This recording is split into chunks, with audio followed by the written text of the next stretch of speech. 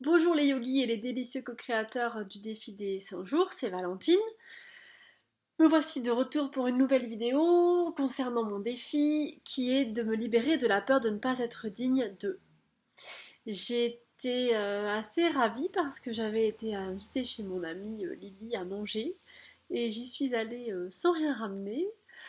Mais d'habitude, si j'avais fait ça, je me serais sentie indigne ou coupable ou gênée un petit peu, même si c'est mon ami et qu'il n'y a pas besoin de ramener quelque chose. Mais là, j'y suis vraiment allée volontairement, sans rien ramener. J'avais des choses chez moi, je dis non, non, Lily m'invite, je vais accueillir et prendre ce qu'elle a à m'offrir. Et j'y suis allée vraiment le cœur ouvert, ça m'a fait du bien.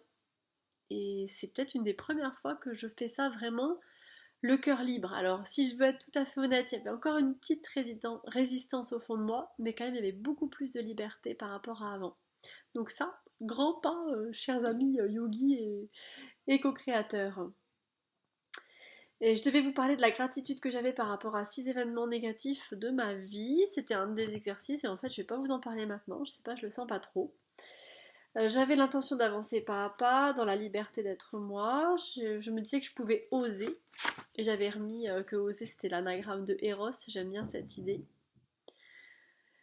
Et j'étais contente, j'ai osé m'affirmer, j'ai osé aller rencontrer Eva de Youge par rapport à mon festival du yoga que j'organise en juin là. Et en transitant par Paris, je suis allée à Dunkerque ce week-end voir mes enfants. Et en transitant par Paris, je me suis dit tiens, je vais aller voir Eva. Donc je suis allée dans les bureaux. Avant, j'aurais jamais osé faire ça. Et je l'ai fait. Je dis allez hop, et du coup je me sentais libre, je me sentais légère, on a fait connaissance, du coup on a pu avoir d'autres idées, on a pu s'arranger autrement que ce qu'on aurait pu faire juste par mail ou par téléphone, par rapport au petit partenariat de Youge pour notre festival. Et ça c'est top. Et d'ailleurs avant je l'avais dit, hein, j'aurais jamais osé demander les partenariats, donc je suis super contente. Et j'avais un succès là ces derniers jours, c'est que j'ai réussi à partager ma vision avec mes enfants et leur expliquer.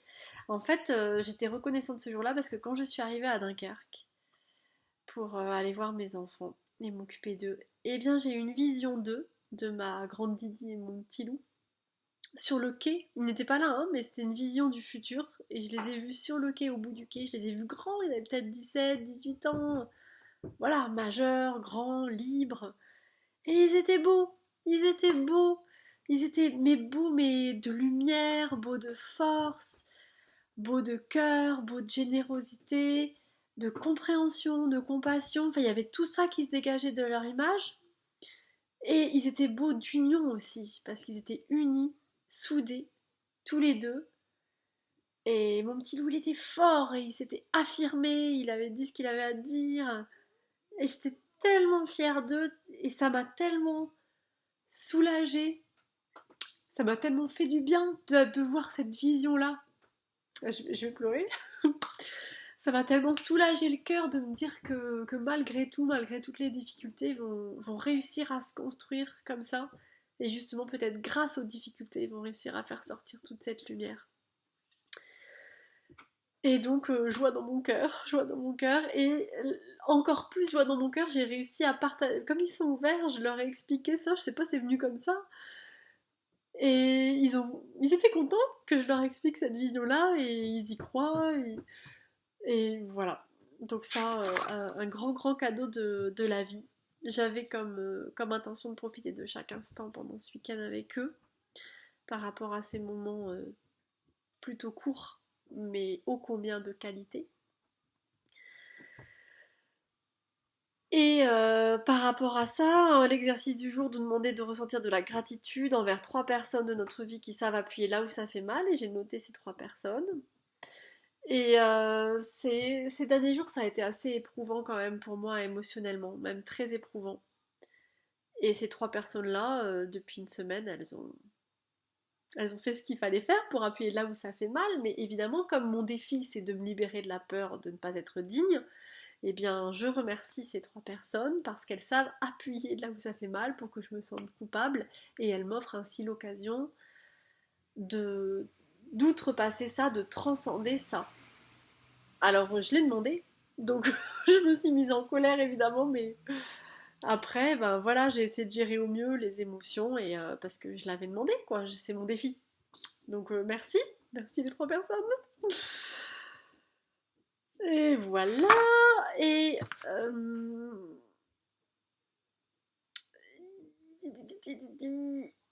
oui, j'étais reconnaissante aussi pour ma petite puce qui a si bien dansé, mon petit loup qui est si fort et qui fait. On a fait les Yamakasi, donc on était tout contents. On a regardé le film des Yamakasi, on a sauté partout au parc. Voilà, on a fait plein d'activités physiques. Donc voilà, c'est dans la vision de ce que j'ai vu d'eux. J'ai réussi à être au moment présent, à profiter de chaque instant. Ça, j'étais très contente de ça. Des moments aussi passés avec mes amis, de mon stage de yoga que j'ai organisé à Dunkerque pour l'occasion du coup. Euh, et les gens, voilà, les yogis, chacun d'entre eux, quels que soient les liens, ils m'apportent quelque chose et on s'apporte mutuellement quelque chose et ça je trouve c'est merveilleux et c'est un énorme soutien en plus de ma famille, de mes amis, un énorme soutien à cette communauté de yogis, qu'elle soit ici à Leucate ou là-bas à Dunkerque. Et donc j'ai eu de la culpabilité. Je ne voulais donc mon intention là ces derniers jours c'était de ne pas me laisser submerger par l'émotion de culpabilité, gérer cette émotion parce que me sentir indigne c'est ça, c'est être coupable. Je me sens coupable de tout. C'est difficile donc je dois me laisser le temps aussi, pas être trop dur avec moi-même parce que c'est déjà pas mal. Il y a des exercices que Lilou a proposés que je n'ai pas fait là, tenir un journal pour achever l'inachevé. Cet exercice-là, il est tombé pile le jour où j'en avais besoin. Je ne l'ai pas fait, j'ai pas eu le temps, j'ai profité avec mes enfants, mais je l'ai souligné, j'ai mis à faire, attention à faire. Donc je le ferai quand j'aurai un petit peu plus de temps. Et alors oui, je voulais qu'à partager avec vous quelque chose de trop bien, parce que vous savez, avec toutes ces épreuves que mes enfants vivent, eh bien le yoga, le développement personnel, tout ça, ça aide énormément. Et ça développe aussi la créativité, du coup j'arrive à, à simplifier des petits exercices de yoga, mais de visualisation positive pour leur passer, pour leur transmettre. Et c'est un petit bonheur parce que mon petit Louis m'a demandé, dit maman, tu veux bien me faire l'exercice avec le crayon? Vous savez, c'est le yoga nidra quand on fait tout le tour du corps comme ça pour se relaxer. Donc moi je dis c'est l'exercice du crayon. Et il l'a fait, et je l'ai fait durer un petit moment en plus, et il s'est super bien détendu, super bien relaxé, ça c'est un petit bonheur. Et même si sa grande sœur, elle le fait pas à côté, elle demande pas, je crois qu'elle le fait quand même, elle le fait quand même en douce. Et en tout cas, elle l'entend, donc elle pourra le faire au moment où elle en aura vraiment besoin. Et alors on a trouvé un deuxième petit exercice, c'était génial, par une discussion avec mon petit loup qui était triste de quitter sa maman. Eh bien, on a dit qu'on avait le pouvoir magique de transformer les épinards en fraises. C'est ce qui rejoint l'alchimiste, transformation du plomb en or, transformation du négatif en positif. Et je pense que pour les enfants, ça parle vraiment beaucoup de transformer les épinards en fraises. Alors, c'est lui qui a trouvé l'expression parce que j'ai dit qu'est-ce que tu détestes manger? Des épinards. Et qu'est-ce que t'adores manger? Des fraises. Alors voilà, je dis toi t'as le pouvoir de transformer les épinards en fraises. Et il l'a sorti plusieurs fois et je suis sûre que ça va rester dans sa petite tête et dans son petit cœur. Et une autre fois, j'avais inventé l'exercice de l'arc-en-ciel pour dire qu'on était relié par un arc-en-ciel dans son cœur. Et ça, c'est des choses dont je veux faire des vidéoblogs pour mettre sur mon site de yoga pour transmettre aux autres. Et j'aimerais bien après, par la suite, faire un petit livre à l'intention des enfants sur tout ça. Je pense que ça serait très chouette. J'étais reconnaissante pour les conversations que j'ai eues avec mon amie Vanessa encore, parce que avec ces trois personnes qui ont voulu m'enfoncer, me culpabiliser, et ben j'en ai plein d'autres qui sont autour de moi et qui m'aident, et dont mon amie Vanessa. Et elle m'a beaucoup aidée. Et donc je suis contente parce que félicitations, je suis arrivée au 25e jour de mon défi des 100 jours. Et j'ai eu beaucoup, justement, de la part de ces personnes, de l'agressivité, de la volonté de domination, de la tentative de culpabilisation, mais bon, bah j'ai fait comme j'ai pu. Alors, beaucoup de doutes qui reviennent, du coup, le mental vient, donc l'émotion, le doute. Et par rapport à ça, je me suis fait une réflexion sur le doute. Alors, je vais vous faire part de ma réflexion, n'est-ce pas? Attention, c'est la réflexion du soir. Je me suis dit, il faut que j'enlève le doute, faut que j'enlève le doute, j'en ai marre de douter, pourquoi je doute toujours, ceux qui sont sur deux là, ils doutent pas, et puis pour finir, ils racontent n'importe quoi. Et après, je me suis dit non.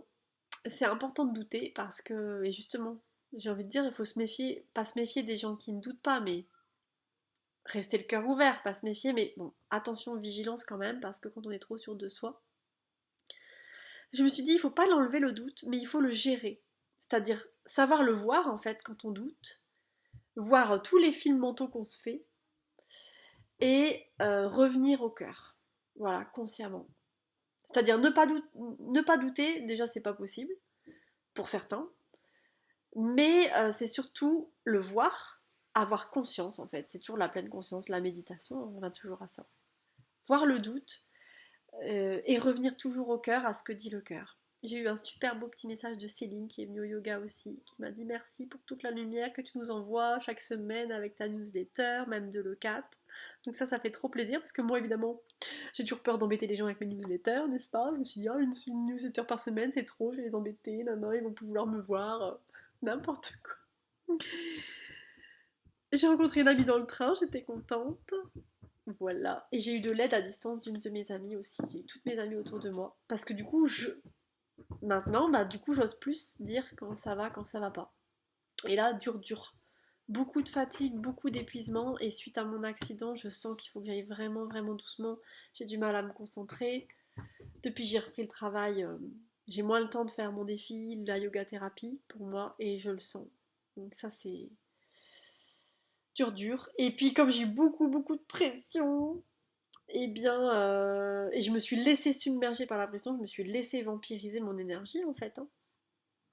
Je suis responsable, hein, j'ai pas dit que j'étais victime, mais voilà. Donc mon intuition, c'est toujours de vivre, je suis digne de vivre ma vie sans chercher l'approbation d'autres personnes.